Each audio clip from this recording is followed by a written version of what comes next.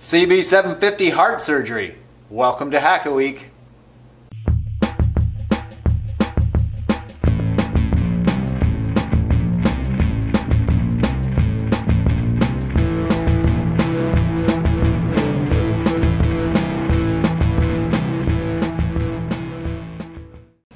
Yep, heart surgery on a CB750. The heart of any engine is the oil pump. And right here I have the oil pump to this engine.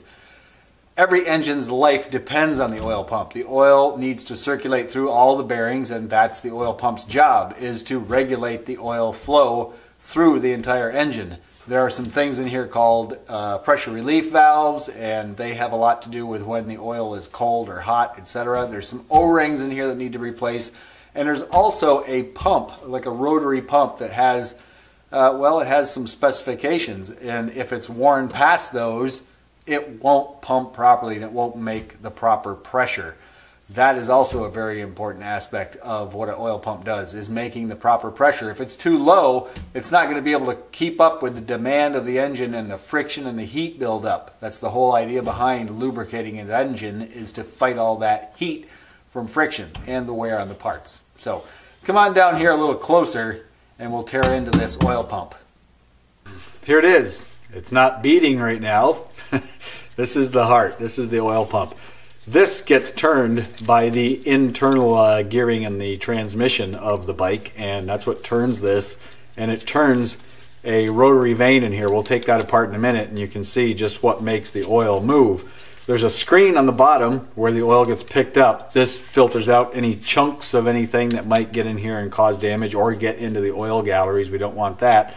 That could potentially plug up an oil passage. There's pressure relief valves here and here. We'll get into those in a minute. There's an O-ring in there we're going to replace. Where it bolts to the engine, there are 3 oil passages here. Each one of those has an O-ring and a sleeve that goes in there, and it's held on by 3 bolts. Now this portion right here will come off from the base, and there's a small gasket, or a thin, I should say, paper gasket that goes between the rotary section and the base of the pump. So we need to take out 4 screws. 2 of them are here, 2 of them are here underneath the screen.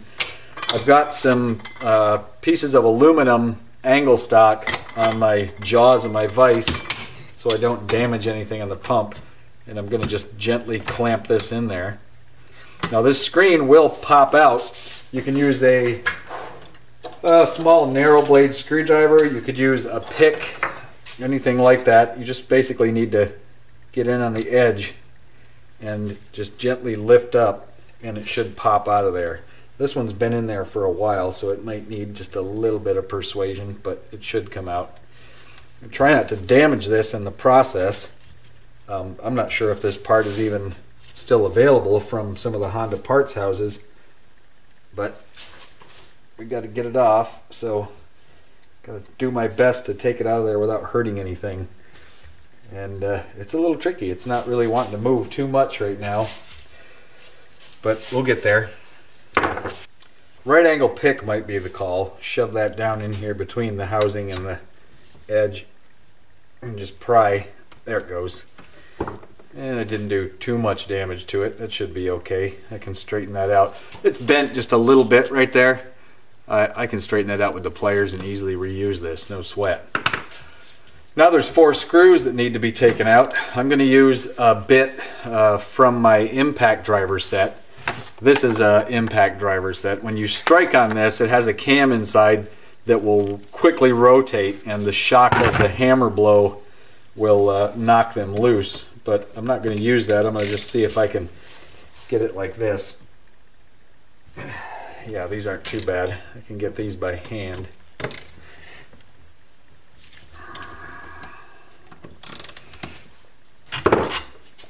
Let's lift this off. It's got a couple of little alignment pins right there, but there's that gasket I was talking about. You can see it right there. Just a thin paper one. So we'll go ahead and replace that, but now we can take this section out of the vise, and we'll flip it this way. Now we're going to pull off this part of the housing. By the way, some of the screws on Japanese motorcycles are what are called JIS screws. That's Japanese Industry Standard. This is a Phillips. This is a standard Phillips head. It's got more of a radius in these corners right here. A JIS screw looks more like this. It's got a really sharp angle on those corners. So when you look at the screw that you're going to take off, take a close look at it, because a regular Phillips won't quite fit into a JIS screw.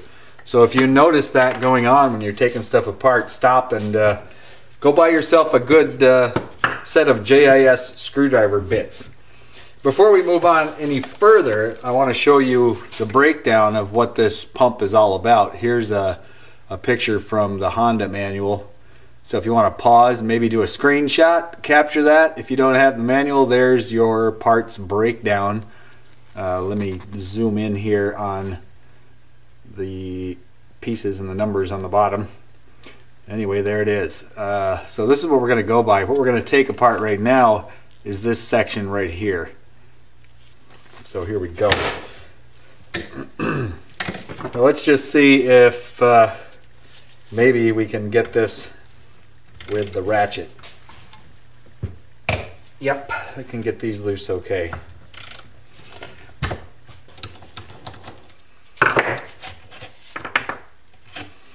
Now this top portion should just pop right off, and indeed it does. There we are. There's the heart of the pump right there. Is it rotating? Yes. Now let me zoom you in really tight here and explain how one of these pumps works. Now here's the deal. It comes in here where there's a large opening, and then what goes on is right at this point, you see as I'm rotating around, this side will be getting larger. That's taking up oil right now. Now there's a piece down on the bottom blocking any further oil from coming in. As it rotates around, this cam is going to try to close up against here because of the way it's offset. Now it can go out through the other side as this closes up. So see, that hole is closing up. It's squishing the oil out the other side. Meanwhile, over here, this hole is getting bigger, so it's sucking up some oil, carries that much all the way across to the other side, squishes it out the other side. So as it rotates around, it's sucking it up, carrying it across the partition, squishing it out the other side. That's how most of these rotary oil pumps work. Now, where the wear comes in over time is on these two parts, because they're always rubbing against each other. Right here, there's a really tight tolerance between that lobe and that lobe. And there's a spec in the book where you put a feeler gauge in there to measure the wear on the thing. There's also a spec for the wear on the outer edge. So we'll check that out next. Okay, the first one we're going to check is the outer clearance right here between the housing and this outer rotor. According to the book, it shouldn't be any more than 0.35 millimeters, and that would be 13 thousandths of an inch. Let's see, let's just go ahead and try, let's try a 4 thousandths of an inch. Not sure what that is in metric because it's worn off here, but let's just see if we can get that in there. Wiggle it around a bit. Barely. I can barely get a 4 thousandths in there, so that's good to go. That clearance is just fine. The next clearance we're going to check is the one right here between this lobe and this lobe. And it's the same spec. It shouldn't be any more than 0.35 millimeter or 13 thousandths of an inch. So let's see, let's start out with 0.076 millimeter, which is 3 thousandths of an inch. Now the way I found it's best to do this is rotate it back, get the feeler gauge started between those two lobes, and then rotate up onto it. And you should be able to move it back and forth. It's feeling to me like that 3 thousandths just barely fits in there. So that's good. Let's try a 4 thousandths just for the heck of it. And that doesn't quite make it. So good. This oil pump is in great shape. Very, very little wear going on there. There's a couple of O-rings on these that need to be replaced right here. And they seal between this part of the housing and the outer part of the housing. If you go looking these up on the early K bikes, you'll find that they're just not listed. They're unavailable. Well, after a little bit of research and some help from the Single Overhead Cam 4 forum, which I will refer to from now on as the SOC 4 forum, this part number 91305426003 will work. It's for it'll come up for, I think, some of the GL bikes and earlier motorcycles from Honda, but it works. It's the right size. It specs out to the right size, and it fits right in there nicely. You put it in here and just put it back on there, and let's see. Yep, I can definitely feel it. There's a little bit of interference there. It's going to squish that thing just fine. So that's the O-ring that you put on there, and I've ordered a couple of those up. There's an O-ring over on this side too, so we need to take this apart, and what you have to do is pop this center rotor out. We'll do that with a screwdriver here. Should be able to catch it and lift it up. Take that out of there. We'll set it here for now. And there's a little pin in there that will slide over. Can you see the pin coming out? So it'll come out. Give yourself enough room here. We can go ahead and lift out the other rotor as well, I suppose. Well, maybe we don't have to. Now we'll get in there with some small needle nose pliers and pull that pin out. There it is. We'll put that over here on top of that rotor. And now we can slide this shaft all the way out. Should be able to anyway. There it comes. So now it's all apart. Go ahead and take this O-ring off. Put a new one in its place. Now it's going to fit a little large, but that's okay because it gets squished by this housing right here when it all goes back together. So you can see there's two sides to this pump. There are two of those same assemblies going on each side. There's one on this side and also one on that side.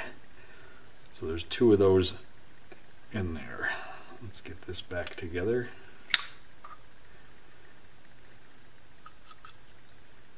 Make sure the O-ring doesn't get pinched anywhere. Should go together nice and easy, and it does. And that's all lined up. Now we can flip all this back over. We'll go ahead and put this back in the vise. Clamp it up. Now the first thing we're going to do is get that pin back in there. So we'll grab that with the needle nose pliers, rotate this around where we have room to get the pin in. And it should be in just far enough where it doesn't poke out the side towards me. We'll drop this rotor back in. We're going to have to move this around a little bit to do that. There we go. Let's get our other new O-ring. We'll drop that on. Put this back on, the other cover.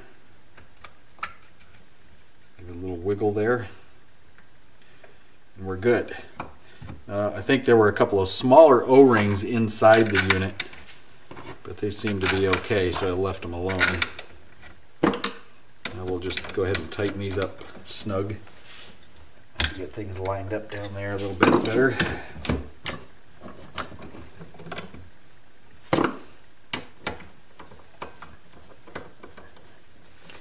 Now we'll torque these up to 8 foot-pounds or 96 inch-pounds. I'm using my inch-pounds torque wrench. Let's get them all snug first. Now let's make sure everything is good and not pinching on anything that it shouldn't be. Tighten it up a little in the vise. Take them up to where the torque wrench clicks. 8 foot-pounds.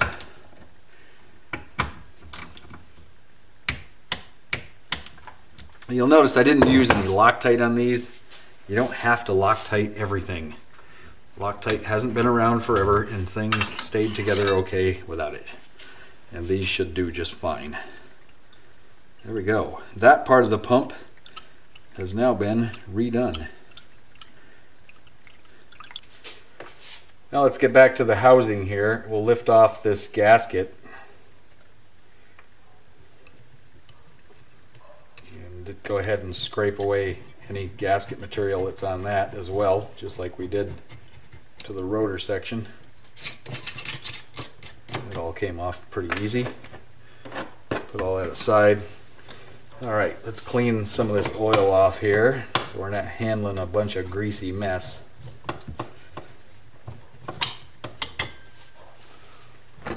Now we need to get this off. We'll go ahead and clamp this up carefully in the vise. Make sure we're not going to clamp anything critical. Doesn't have to be screaming tight or anything, just snug in there. Let's get that out of there. It's a 14 millimeter, and that's not good. That just broke. That wasn't very much holding that at all. How about that? Am I glad that happened now and not after I put the bike together? You bet your ass I am. Let's get up close and personal with that. I want to show you something. I really hope this shows up in the video, because right there, see that spot that looks kind of dry, like there's no oil on it? That is the only thing that was still holding this. All the way around where it's dark colored, it was cracked. Somebody over tightened this at some point in time. Well, that kind of sucks. That just puts a stop to everything I'm doing right here. Let's pull that spring out. There should also be a little piston down in there. Let me grab a magnet tool and we're going to pull that out. There it is, right there. You see it's got a couple of holes in it. The job of this is to bleed off a little bit of pressure as the oil pressure comes up. And it maintains the same oil pressure regardless of the temperature and viscosity of the oil. That's the idea of a pressure relief valve. Well, now I've got to get that out of there. How do we do that? Well, we just spin it out, because fortunately it's not really seized in there. Wow, that's just crazy. Now, I've got a lot of parts kicking around in these boxes. There may indeed be one of those somewhere, but I really doubt it. And I got a feeling that that's going to be a really tricky part to find. Let's see, which way did that go? Just like that. Wow. Okay, well, I'm on a parts hunt for that. In the meantime, we can move on. Alright, I've got the housing flipped around here with this side pointing up. This is another valve. This is called the leak stopper valve. Pretty sure what this does is if you spring a leak on one of the oil lines, the back pressure somehow maybe goes away and stops the flow. I'm not sure. I'll have to research that one. Or maybe if somebody knows about it, they can explain it down in the comments. Let's pull these screws out.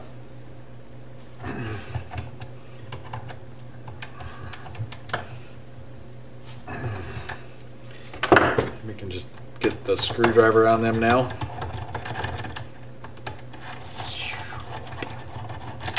Whoa! Wow, that just kind of jumped right out of my hands. There's an O-ring on the back side of this. Incidentally, it's the same size O-ring as the 3 O-rings that go on the back of the housing. And on all of these O-rings, when you see them spec'd out on the parts breakdowns, this one's a 15 millimeter by 2.5 millimeter. That 15 millimeter dimension is the inside diameter of the O-ring. The 2.5 millimeter is the thickness. So now you know what all those numbers mean. Now we have a spring we're going to pull out of here. A little lightweight spring. There's also a piston comes out. And there should be a piece of rubber in the end of there. It stayed behind. Let's go ahead and get that out of there. That piece of rubber goes into the end of this, and it seals up against the bottom of that cylinder. So that needs to be in good shape and pliable, and it is. This one's okay. I don't need to replace that. That's still got plenty of life in it. So we'll put that aside, and we'll get all this cleaned up now with a little bit of parts cleaner, and then I get to go on a parts hunt for this little broken sumbitch. Boy, I'm so glad that happened here and now on the bench rather than after the bike was all together, because I would have lost all my oil pressure. Could have happened while I was driving. You know, of course the oil pressure light would come on, but still, that's just not a good thought. You know, losing oil pressure means you're wearing out bearings and such. So this is why it's really good to inspect parts before they go back in the engine. I am so glad I took this apart and looked at it. Yeah, so that's what you do. Before you put anything back into the inside of the engine, inspect, look it over really well, and make sure that it's all good before it goes back in. No shortcuts allowed. Okay, fast forward. Look at that. I found the part. There it is. It is part number 15147-300-000. And it wasn't that expensive. It was maybe $7, something like that. So got that little sucker. Let's take that thing out of there. And yep, it goes right in there. Screws in there just fine.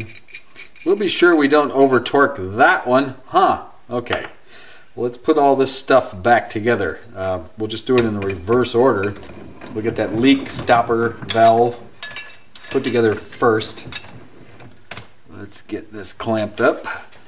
And we're going to drop all this stuff right back in there.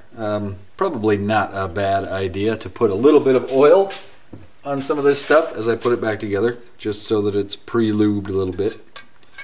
Pretty much anything that moves in the motor, it's not a bad idea to put a little oil on it just to help it out.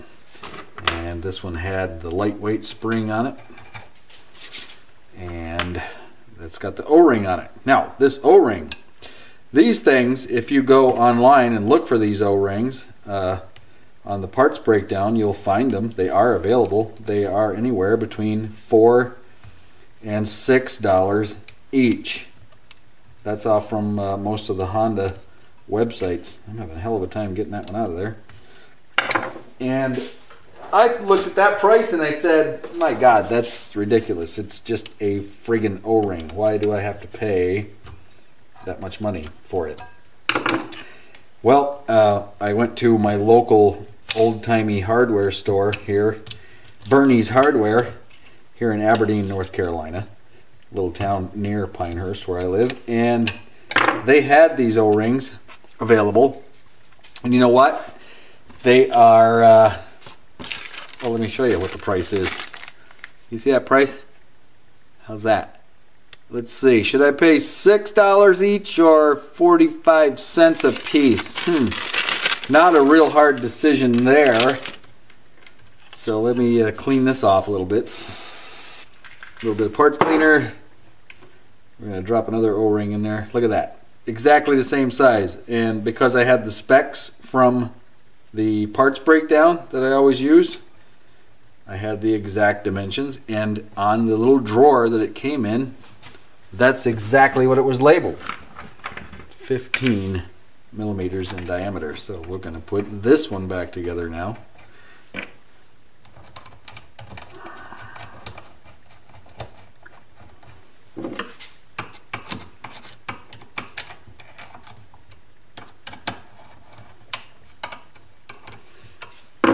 And those are 6 millimeter bolts essentially, so we can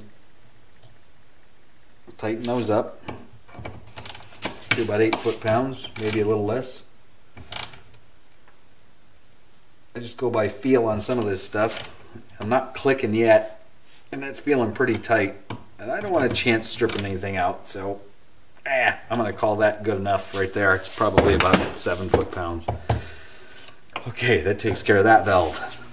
Okie dokie, we've got this back in the vise, and we're gonna put a little bit of oil on this pressure relief valve. Hope it slip and slide a little better. Drop it in there with the holes going in first. Put the spring back in. And we put our happy little cap on there, the one that broke before. You have to push down on this. Be careful you don't cross thread it. What might actually be a little bit easier is if I just grab a 14 millimeter deep socket, and then I can use that to kind of help me get it started. Not take the chance on cross-threading it. There we go. Now, I don't have a torque spec on that, but I tell you what, that's not going to be a very tight thing with that little bit of metal on there. So I'm going to do this one by hand. It doesn't have to be really tight. And I say that's good enough. Now if we wanted to check it, we could always check what the torque is that I just put on with the torque wrench by backing all the way off to 0. Since this is an inch-pounds torque wrench, what's 3 foot-pounds? 3 times 12, 36. So let's go up to about 40 inch-pounds and see where that's at. Okay, that's 40 inch-pounds. Let's go to 6 foot-pounds. That would be 72 inch-pounds. So there's 72 inch-pounds. That's 6 foot-pounds.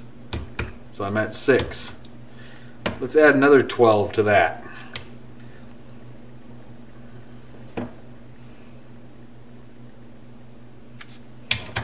7 foot-pounds. Well, okay, looks like maybe 8 foot-pounds is going to be it. There's 85, 6, 7, 8, 9, 10. That's 90, 91, 92, 93, 92, 93, 94, 5, 6. 96 inch-pounds, 8 foot-pounds. So there we go. It's just barely turning. So 8 foot-pounds is okay for that. Whew. All right, let's put everything back together. We're going to take the pump, put it back in the vise, and I'm going to wipe that surface clean of any oil. And we'll take this section and wipe it clean of any oil. And we can take the gasket and we'll lay it on here like so. Oh, that's backwards. There we go. All the holes need to line up properly. Now I can just look at the bottom of this and tell which way it matches up. There's 2 small holes, a big hole, etc. So that's it. That's the way it has to go. And I can just take a peek underneath and line up those dowel pins through the gasket. There we go. Drop that on. And we're going to take these 4 screws right here that are a little bit dirty because they had some oil on them. They were laying on the bench. I'm going to clean those off quickly. Okay.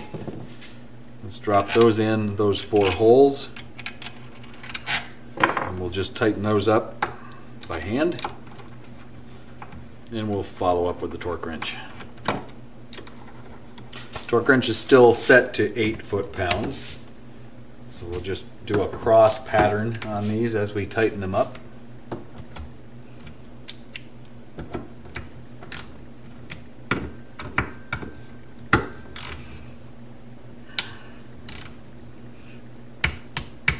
Foot-pounds.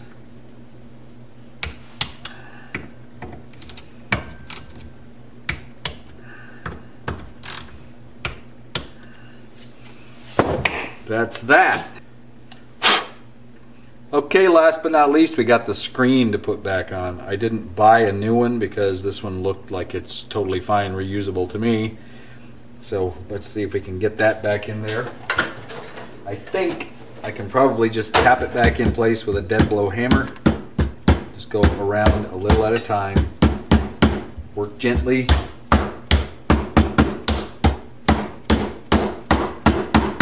Yes, indeed. There we go. Okay, we've got this thing flipped over. There's a dowel pin right there, one right there.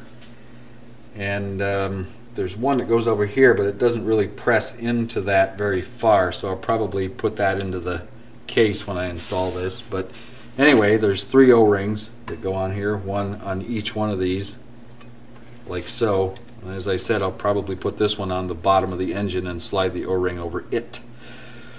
That's it. This thing is rebuilt and ready to go back onto the lower part of the case. So let's flip the engine over and install this thing.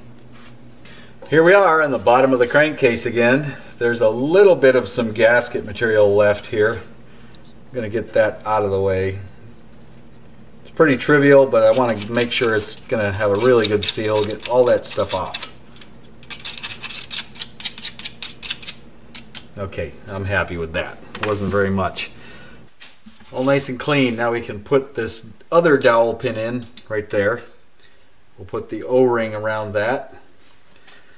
Now we're going to drop the oil pump in. Now this gear engages with a gear right here, so when you drop it in, just pay attention that the gear is engaging okay. Don't force anything. You can always grab the crankshaft and give the engine a little bit of a twist just to make sure that everything is okay. It looks like it's pretty good right there. There it goes. All of our O-rings are in place. Now we've got 3 6mm by 35mm bolts that drop in here.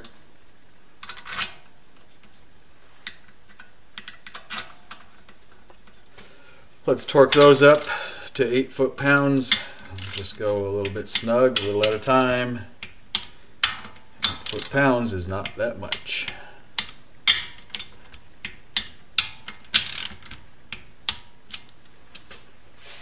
Now we're ready to put the oil pan on. Now the oil pan, in my mind, should be sealed up really well. So I'm going to go ahead and put a little bit of the Aviation Permatex gasket sealant on there. This is optional. You know, I just default towards adding some because it can't hurt a thing. It's just going to add to the whole process of making sure we don't develop any oil leaks further down the line. Nice thin coat all the way around. I'm going to lay the gasket in there now. Get the holes lined up. Same treatment to the oil pan. A little bit of gasket sealer all the way around. That takes care of that. Now we'll go ahead and drop this on here. Let's just give this one more look over. Everything looks good. No chunks of anything in there. No Cheerios hanging out. No mouse turds. Okay. Now these are, let's see, 6mm by 28mm bolts that go in here. There are 8 of those that go around the perimeter here. Let's just get a few of them started. Here and here there are 2 different sizes. This one gets a 6mm by 40mm, and this one gets a 6mm by 50mm. Okay, 6mm bolts. Anyone want to guess what they torque to? That's right, 8 foot-pounds. And we'll do a cross-hatch pattern on all of these. Just gonna follow kind of a make it up myself pattern here.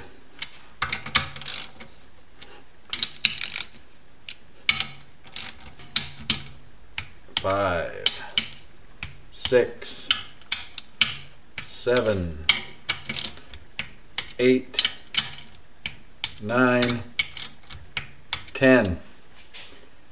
Check out the oil drain plug here. Wasn't even tight, but it's got a big aluminum crush washer on there that it looks like it's been used quite a few times. For now, I'm going to just put this on and tighten it up. And once we get a few 100 miles on the bike, I'll be changing out the oil anyway, and at that point I'll change that to a new one. But for now, good and snug. Well, that about wraps up the oil pump and oil pan. There's a couple of drain plugs that go in here. I've got to get the O-rings for those. We'll do those later on. That takes care of the oil pump and oil pan. There's a lot of processes to this whole building of this CB750, isn't there? A lot more than I ever realized. I've got those oil metering jets. They arrived today in the mail from Mike Rick, and thanks a lot for that, Mike. He's the one that did the head on this. And I checked with him, he looked up the records on it. It had a mild port job done, new valve guides, new valves, valve job done, and that's about it. And it's better than it ever was brand new. Oh, there's also valve stem seals installed, so that's good. Big upgrade on the head. Well, that's about it for this week. Next week we'll get into that whole cam and everything else. We'll put those metering valves in, get the cam timed, and boy, we're getting really close now. Then we can move on to the carburetors pretty soon. All right, well, thanks a lot for watching. Thanks for the donations, and until next time.